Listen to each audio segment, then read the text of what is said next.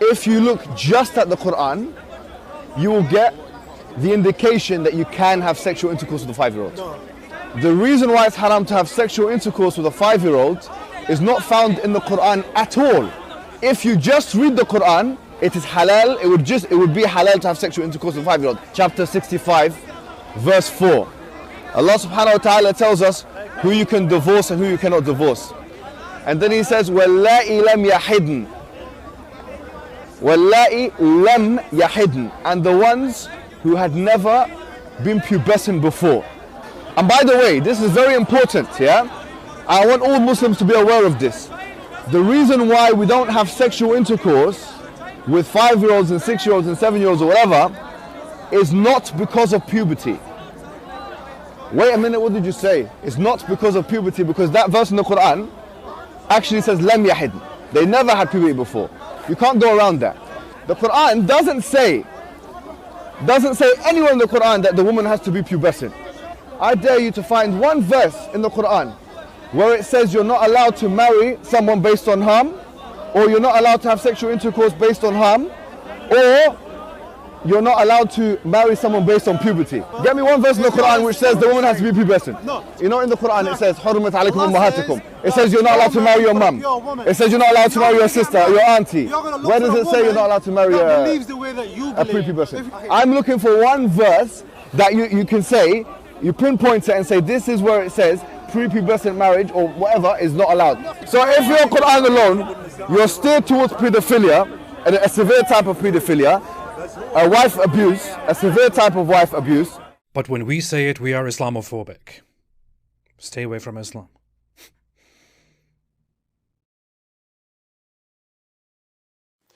Now, we've all heard about Muhammad having sex with a prepubescent girl. We've read passages like Sahih al-Bukhari 51-58.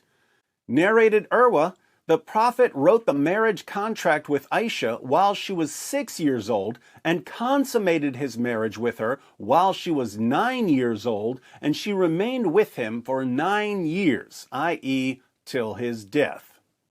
We've seen our favorite dawagandist, Ali Dawa, claiming that if his daughter got her first period at the age of 9, he would tell her that she's ready for marriage. If my daughter reached the age of menstruation at 9 years old, I would say you are ready to get married. As revolting as it is to hear Ali Dawa say that he would tell a 9-year-old girl that she's ready for marriage, keep in mind that Ali Dawa is a better man than his prophet, because his prophet didn't wait until Aisha had reached puberty. And we're proud of that. We've seen Sheikh Yasser Qadi tell Muslims to stop lying about Aisha by claiming that she was older than 9 when her prophet penetrated her with his 54-year-old penis. And oh Muslims, don't apologize for the truth and don't distort the truth. There are Muslims that try to deny this. Oh, he didn't marry Aisha as a young girl. Ya akhi, look, that's not the way forward. We don't lie for the sake of our religion. Astaghfirullah. We have the truth. We're not going to cover up the truth if people find it embarrassing. This is the reality. Deal with it. Our Prophet ﷺ married a young girl, and it was fine for the time.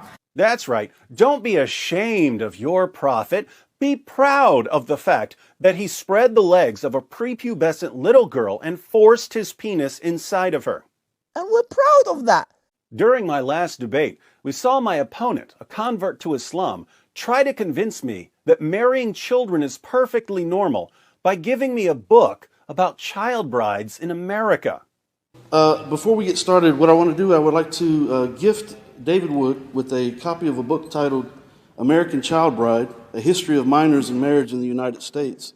Thanks, Kenny, but I already had a book on child brides. It's called the Quran. And we're proud of that. As if we didn't already have enough examples of Islam's perverted obsession with little girls, we're about to see Mohammed Hijab admit that the Quran promotes an extreme type of pedophilia. His words, not mine. Yes, I'm talking about the same Mohammed Hijab who sends us messages about golden showers and other disgusting fetishes that he can't stop thinking about.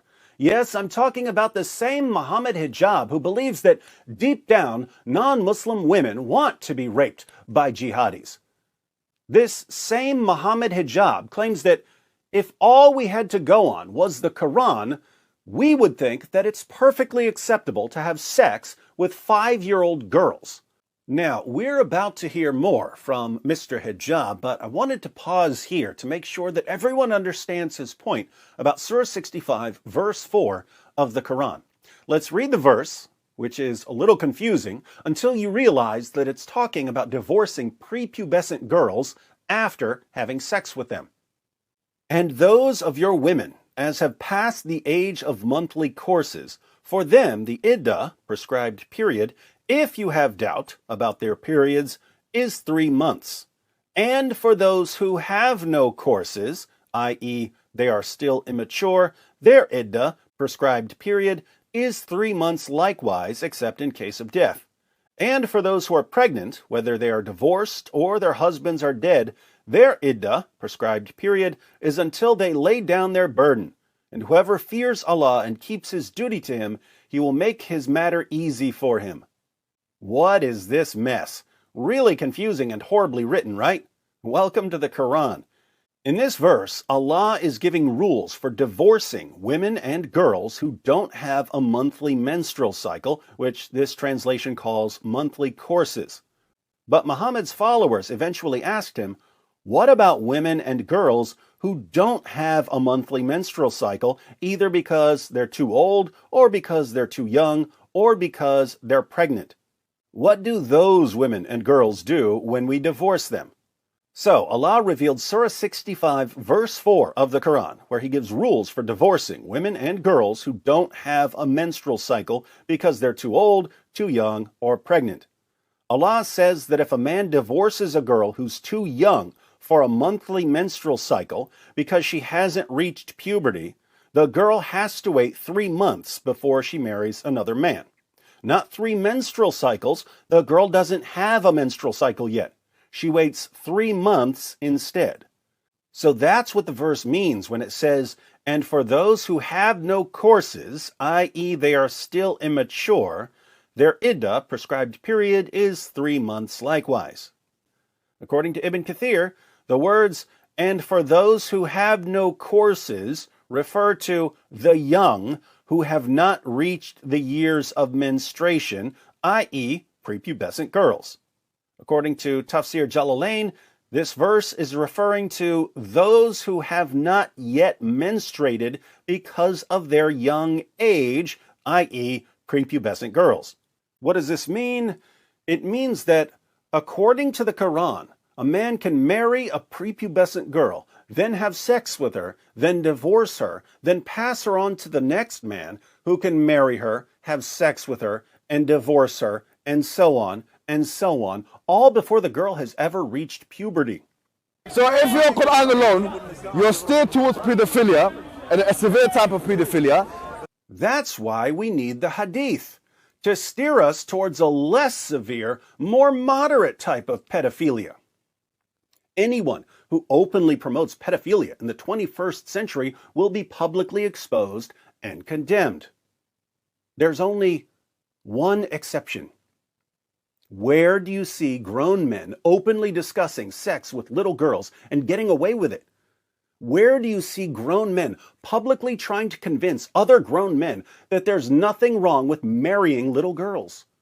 Only in Islam, and it's just part of dawah. And the better you are at defending pedophilia, the more popular you'll become as a Muslim apologist. Only in Islam.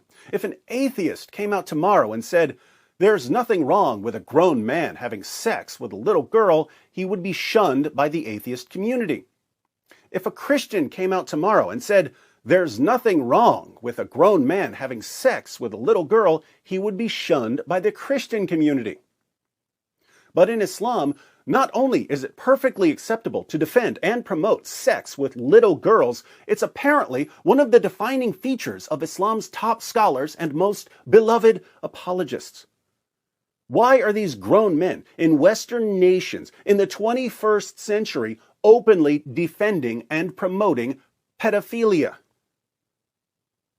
Because their prophet was a pedophile. Because their prophet was a pedophile. Because their prophet was a pedophile.